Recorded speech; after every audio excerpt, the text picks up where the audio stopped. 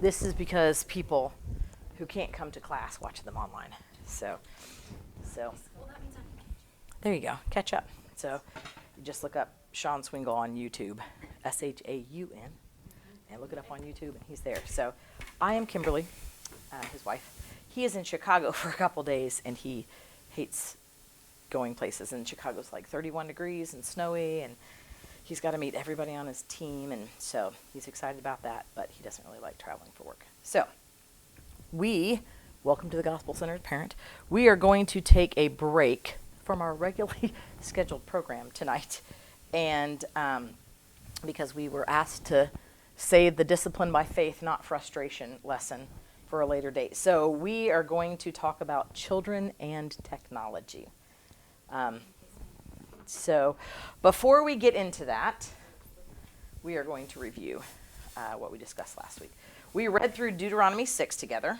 In this book, Moses is preparing the second generation of Israelites to go into the promised land and capture it. So he knows he will not be able to go in with them. So he's repeating the law to this new generation so that they can obey God and God will bless them. It was a oral tradition, learning, passing information down. So when you read it and it's boring and things just repeat and repeat, it's so that it can stick in their memory a little bit better. Moses tells them to take this teaching and pass it on to their children and their grandchildren, and it should never be too far removed from their thoughts. If your family is in the faith and you are doing this as well, there should be a generational change. The trajectory of your family line should bend in a Godward direction. If you are not doing this, if you're not passing it on, that's what we talked about last week, is teaching your children on the way. Find a way to incorporate it just into your everyday life. We also considered 6 challenges to parenting our children on the way that we should all embrace. First, you don't need a formula. Every child is different. If you didn't already know that. Like you get one that you're like, all right, we got this. And then you have your second baby and you're like, nope, we do not have this. And then it just literally doesn't change baby after baby. You're like, oh my goodness. Every child has a different learning style. And you need to find a method and content that works for your family. Next, be deliberate. We have freedom in the methods we use to teach our children, but not teaching them is not an option. Less rules, more heart. Rules tend to be easy. They are effective at behavior modification, but they are terrible at changing the heart. Rules are good at diagnosing a heart problem, but they are incapable of fixing it. So make sure you're getting to your child's heart. Personally, I love rules because then you can see what you're doing. I can check the little box, but as you know, that just leads to legalism, and then you've got somebody who follows rules but doesn't buy into the system, or they don't actually believe anything that you're doing. They just do what you tell them to do, and it works when they're little, and then they hit those teenage years, and you're like, oh, you do not buy in at all, do you? And my father used to say all the time that rules without relationship equals rebellion every time. So next, have integrity. Be real. When things aren't going well, when you're having a bad day, don't hide it from your children. They already know. Bring them into the conversation. Say, wow, we all seem to be struggling this morning. Why don't we stop and pray and see if we can reset our attitudes? We do this a lot. Anything to turn your focus away from whatever is frustrating you and put it back on what God does think about what am I doing right now is real. And it's okay if you're late to church. It's okay if you're late to the things. It's okay if you just don't go. If this is happening, be real. Your kid sees it anyway, and they're going to learn from what you choose to do when you are frustrated. Lastly, trust God with the results. As parents, this can be very difficult. You are not the Holy Spirit, and as much as we would like to have that role in our children's lives, so we think, in the end, they belong to God, and He will do the work of calling, saving, and sanctifying them in His time, just like He did for you and I. So, trust God with the results. If you raise them right, trust God to bring them back if they stray, or call them unto Himself. All right, tonight's topic, children and technology. There's irony in this because I literally cannot stand technology, and I am not good with it all. And then my husband works in technology, and he's like, this stuff's amazing. And, you know, and so then we have kids, and we're like, oh, okay, yeah, no, there's got to be a balance, because your kids are going to grow up, that it's intuitive, they're going to grow up with it. You don't want to stunt your child. They cannot have it, but you've got to teach them how to use it. So we live in a world jam-packed with technology. It's in our cars, it's in our appliances. We have a friend who has like Alexa or whatever in their refrigerator, and they just walk by and they're like, refrigerator, we need a dozen eggs, and it like pops a list up. Fascinating. I would not ever want that. Technologies in our work, in our play. There is no area of life that you can navigate today that is not touched by technology in some way. This introduces new levels of sophistication, opportunity, and information to our existence. But it comes with increasing danger if we do not handle it appropriately. And I think this is only going to build with AI. That's all I'm saying. It is no longer possible to raise your children in a world away from technology. As good parents who want to raise well-rounded children using biblical principles, we should ask ourselves, what guidance can we get from the Bible about technology? So, the Bible speaks about it. It just doesn't speak about it in the way you think it does. Technology should add value to your life by connecting you with information, people, and opportunity when appropriate boundaries are established and respected. Without those boundaries, it does not add value to your life, and it disconnects you from people, especially. Not all technology is a blessing. Sometimes we can be too connected. We misuse technology or allow it to take too much of our time and attention, and it changes from adding value to being a detractor.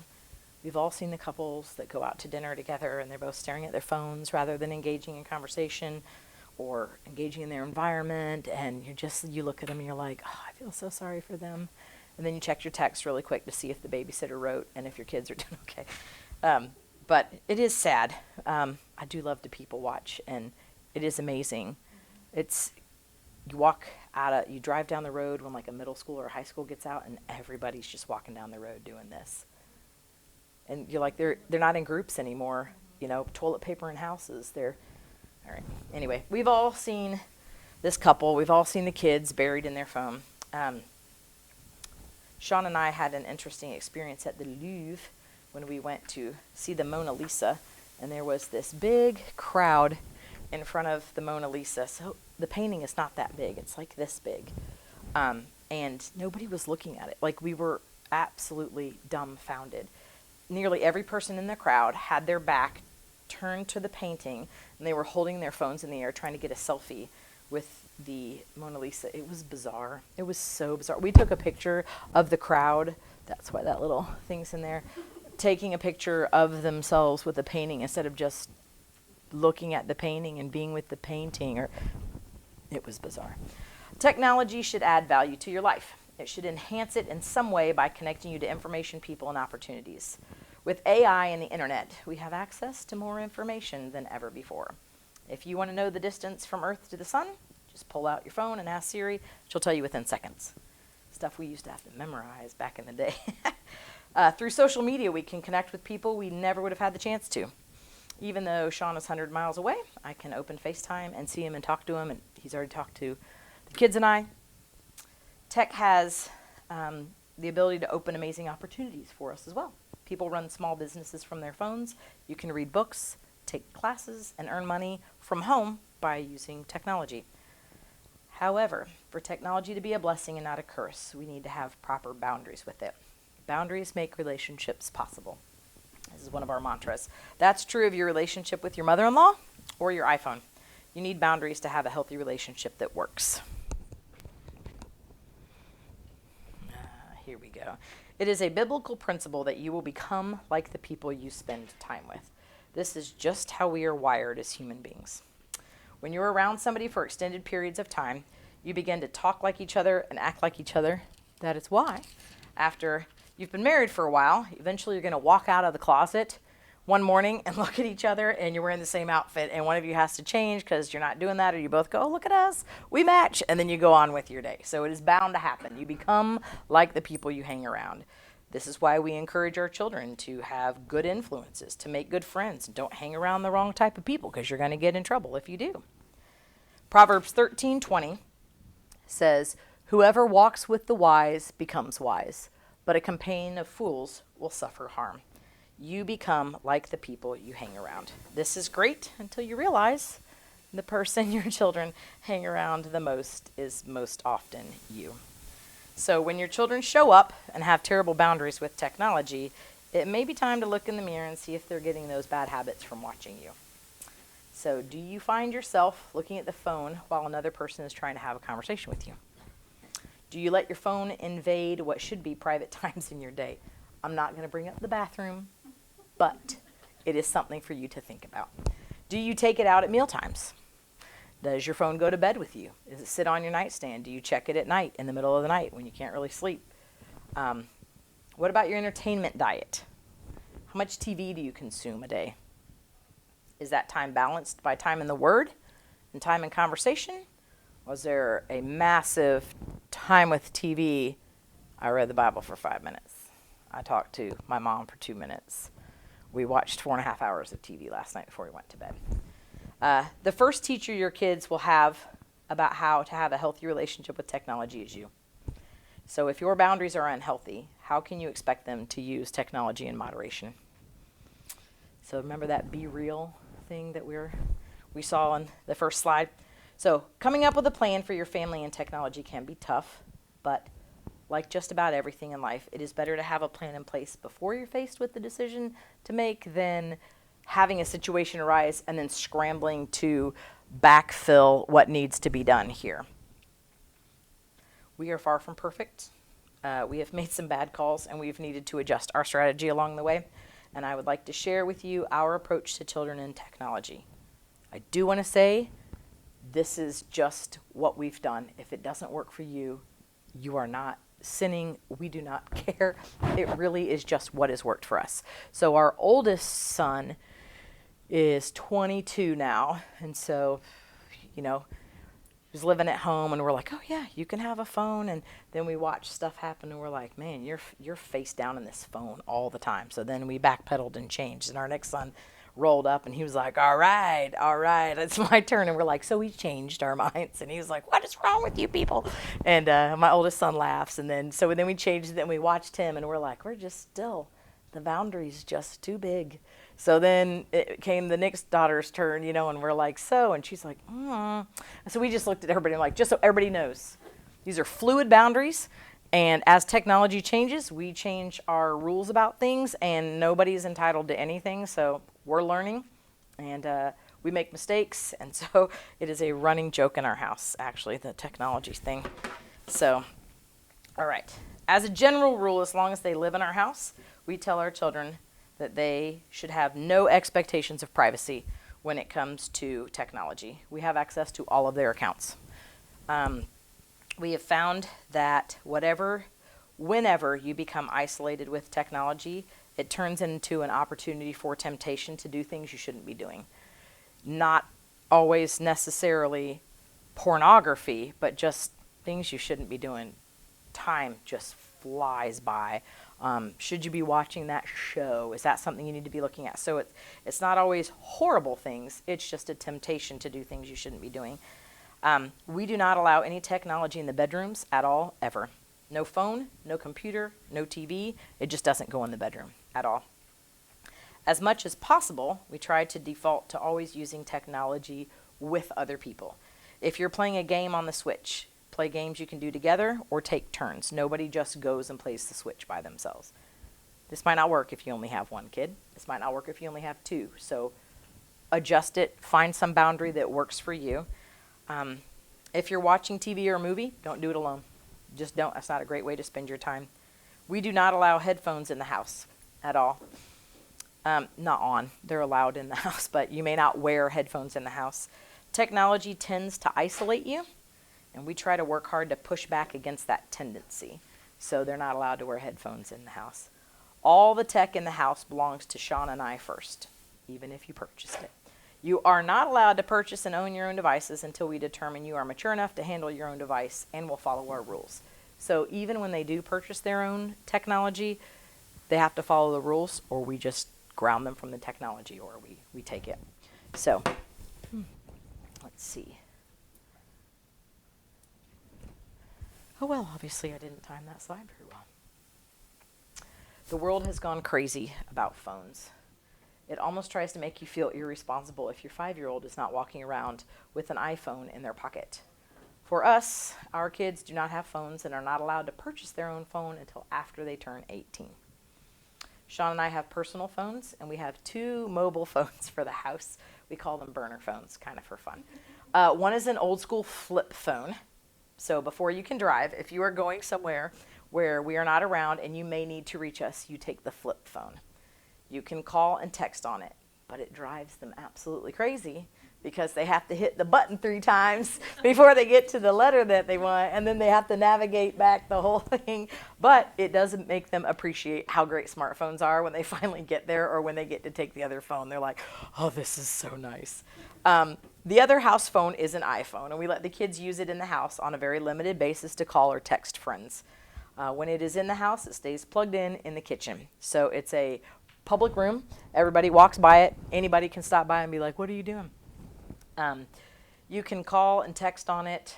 You cannot carry it around the house, and you cannot pretend it is yours.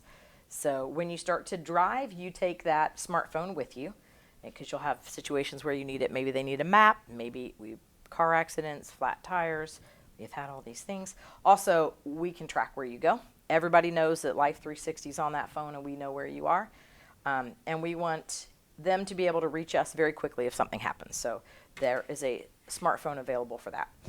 The kids cannot add apps or new contacts to the phone without asking us. You may not add a contact. You may not give out this number. It is our number, so I do not want the cute girl who saw you at the Chick-fil-A drive-thru calling me. So my number goes on all forms everywhere, but you may not give out the number, and you cannot add contacts or apps. It's our phone. We're letting you use it. And if you don't follow the rules of the house, you don't get the phone. So the first step is you get downgraded from the smartphone to the flip phone. If you still can't follow the rules, then you don't get a phone. So if you have a driver's license and you're not following the rules, you don't get to drive. So technology is just tied to that. So sorry, I don't want you out there without a phone, so I'll just drive you. And that's a huge motivator, because it is not fun to have mama drop you off when last week you rolled up in your own beat-up 20-year-old Honda. We have heard some complaints from the teens at times, but we also point out situations and what it looks like when people don't have good boundaries with the phone. They have friends that isolate themselves in group settings because they're always on their phone, and it's just not a healthy way to build relationships. We really do not see a reason that a child or a teenager with a developing brain should have unrestricted access to a phone or the internet. It's just not safe. Our children have strong, healthy relationships with each other, and they have great relationships with their peers and other adults. They are pleasant to be around for the most part, and can have conversations with almost anybody, and that's important to us. And I do think that one of the reasons that that is possible is because they have not had their heads buried in a phone for the past 10 years, 5 years, 6 years. So that is what works for us. I'm pretty sure I'm off here. So that was the phone. There we go. There we go. So we homeschool all the children. So they must spend time on a computer. And especially boys, when they hit a certain age, they really don't want to hear from their mother about one more thing. So even though I'm the teacher, there's this desire for independence and readiness to be, the head of their own house, or this it's hormones. It enters in, and so we're like, okay, now it is time to put some of your learning online. Now it is time to pass you over here. Miss Larissa is going to teach you writing. So we use computers, and we are not Amish. We are well-rounded. My husband works in technology, so we do use computers. They get older, they're going to need things like checking their email, building Excel, PowerPoints, writing papers with Word. So we have computers, but all of our computer use is done out in the open with the screens visible to anyone who can see what you're doing. So a lot of times it's done at the kitchen counter, which faces our dining room. So you just sit at the kitchen counter. We do have a homeschool room, and you can't see all the computer screens from there, but you can see them from every other seat at the table. So when they all sit around the table at the same time, that everybody can see each other's screens. We're not a big gaming family. Sean's never been into it. I am so bad at it that even if I were into it, it would just be embarrassing. So we have a few consoles at the house. We started with the Wii, and now we have a couple Nintendo Switches, but nobody has their own device. They belong to us, and we let the kids use them. And as much as possible, we encourage the kids to play games together so that they're not on the gaming device by themselves. They do not do any social playing with anybody outside of our family at all. It's not even, I don't care if it's your uncle, I don't care who it is, your cousin, not happening. Lastly, what on earth, this is why listen, I told you I don't really like technology. I'm like, let's be Amish, be done with all this. And Sean's like, that is really not realistic at all. So, all right, lastly, movies, television, and music. When your kids are small, the funnel stays pretty tight. Have you guys heard about the parenting funnel? I love this analogy. When your kid is little, so think of a funnel. When your kiddo is little, you really do control everything.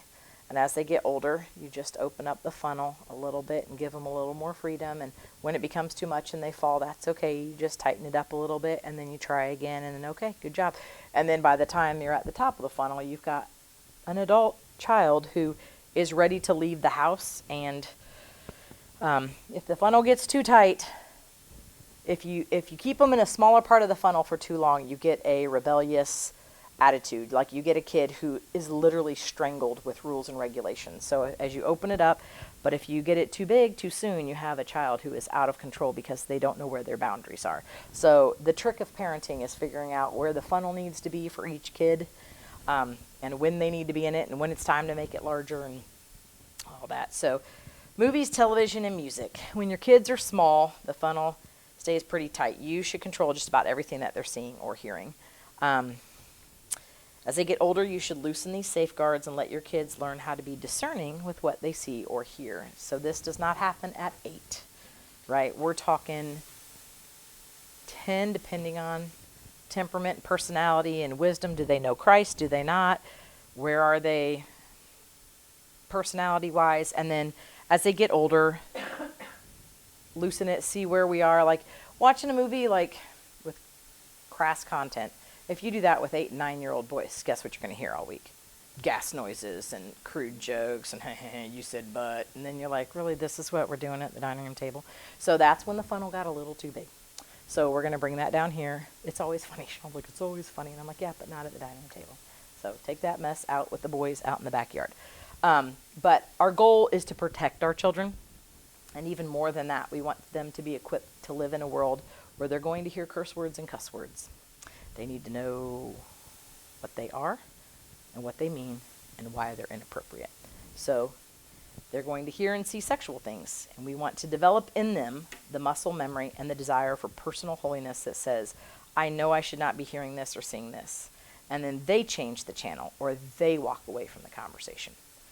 I will pause right here for just a second and say, I am a huge fan of parents establishing themselves as the authority on every subject. So we talk about sex a lot. Not graphically, but we talk about it since they were born. We talk about it's in the Bible, right? The seed and the egg, and God said be fruitful and multiply, and what does that mean? And we talk about it, and then as they get older, we give more information about it, and so we're appropriate, but it's never a taboo subject with us. Like, we talk about it a lot. And they all roll their eyes, and we have group sex talks, and then we talk to the whole family, but it's become so, my kids think we know absolutely everything about it, and they should, because if you have a question, guess where you're coming? Me, because I'm the one who talked about it. I'm not afraid to talk about it. So don't be afraid to introduce it to your children on a appropriate level, and then just keep up the conversation. Like, man, when your kid is early teenage years and he's attracted to a girl, we high five. Way to go with the heterosexuality. Woohoo! That's what we like to see, because this is how God created, right? Yeah, way to go. And then we start talking about, but what do we do with these feelings, right? And then we start talking about, can you have a girlfriend? Well, can you afford one? Brother, you ain't got a job. So shut that down right now. Right? Right? Like no, you're not physically, mentally, and financially responsible yet. So no, but it's nice to notice. Do you notice beauty in nature? Go ahead. But then what do we do with this thought? Like, when does it turn into lust? So we just talk about it. When they're little, we talk about it a lot.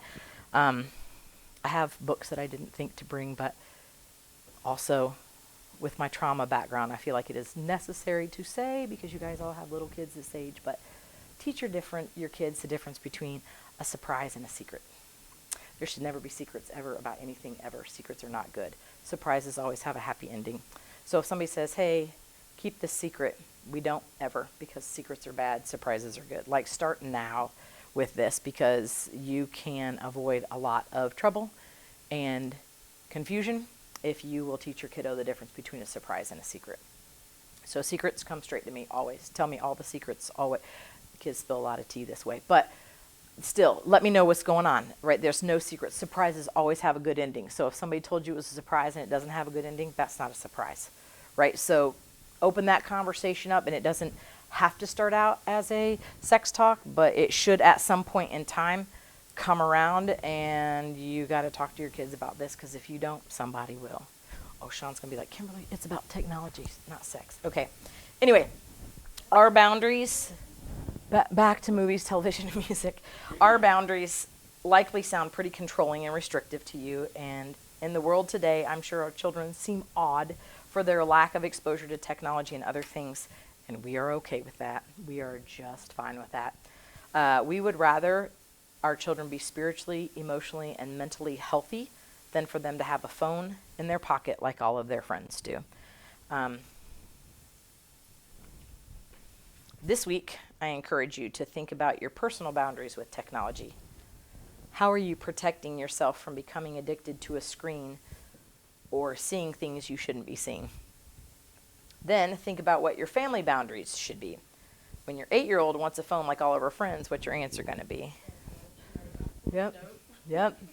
But it's really hard to say no, too, because then they start in with all my friends. This is my favorite. All my friends have one. Good. If there's an emergency, call me on your friend's phone. Good. Yep. Right. Don't ask me until you're grown. Pay for your own. But you can't be like, pay for your own either, because if they cough up the money at 12, your boundaries have to be better than that. But if you and your spouse get together, figure out what your boundaries should be, and then be on the same page, and then don't move them. You can make adjustments per kid as things are needed, but put your boundaries in place.